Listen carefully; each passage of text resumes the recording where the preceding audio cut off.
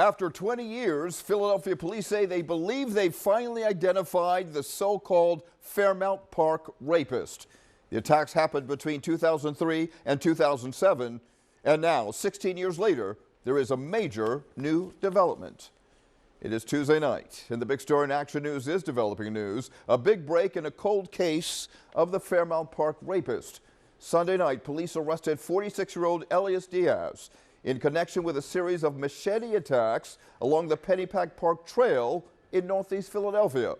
Today, police said DNA is tying him to several sexual assaults and the death of a jogger back in 2003. We have live team coverage of the latest in this developing case this evening. Action News reporter Annie McCormick is live at Spring Garden at police headquarters there. Sharifa Jackson is live in Mayfair at Northeast Detectives with the latest on the case from there. But Annie, let's start with you. And there's word charges could be announced at any moment. And Rick, that's right. According to the district attorney's office, they said today that they do plan to charge Diaz for the homicide of Rebecca Park in 2003. But they said today that they're still awaiting results from a DNA test. Additionally, today, police said they do believe that they have their suspect.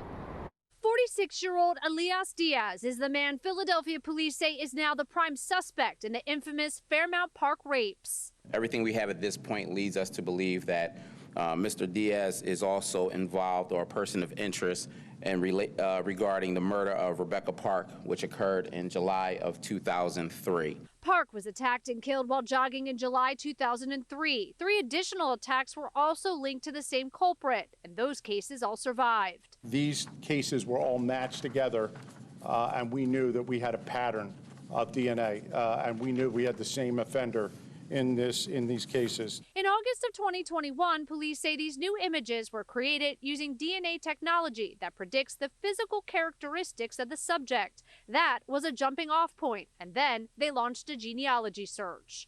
The team at PPD continued to run down leads and approach family members in the tree that contained more than 1,000 family members. Diaz was in custody for 2 unrelated crimes in 2007 and 2015, but it was the November machete attacks in Pennypack Park that linked his DNA to the Fairmount Park rapist case. Today, current and retired police who worked doggedly on the case for years reacted. I'm sure there's many investigators in this room that when you get cases like this, that they haunt you. Investigators will tell you they go home. The last thing they think about before they go to bed at night, the first thing they think about when they wake up in the morning is cases like these.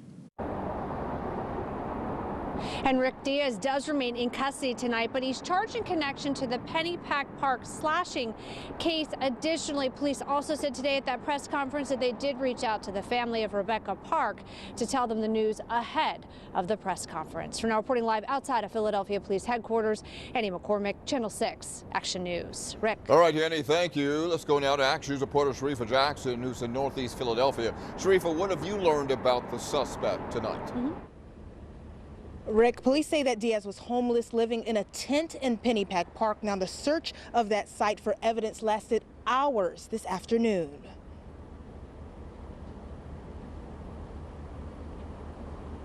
Chopper 6 flying over this wooded area of Pennypack Park near Lincoln High School this afternoon. It shows investigators removing bicycles from the tent and campsite. Police say the search is connected to Elias Diaz. The 46-year-old man is accused in a series of knife attacks in the same park last month, and also the main suspect in a number of cold case rapes and a murder in Fairmount Park in 2003.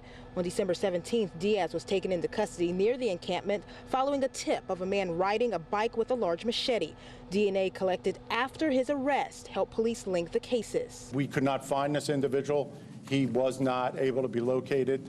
He only had one contact with the police. Court documents say Diaz was homeless. Police say the makeshift campsite deep in the secluded area of Pennypack Park is where he was living. The area not visible from the street, but known to people nearby. I really wasn't surprised because I know that there's a lot of people living down there in that park, and that's been known for a long time, and no one has done nothing about it. This neighbor who didn't want to be identified says he's noticed the homeless encampment growing for the past couple years. Tonight, he's thankful Diaz is no longer roaming the streets. People are very scared in this neighborhood.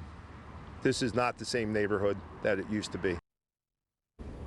Now, that search was isolated to that one particular area. Tonight, authorities, they continue to process and review that evidence that was removed. For Live from Northeast Detective Sharifa Jackson, Channel 6, Action News. Rick?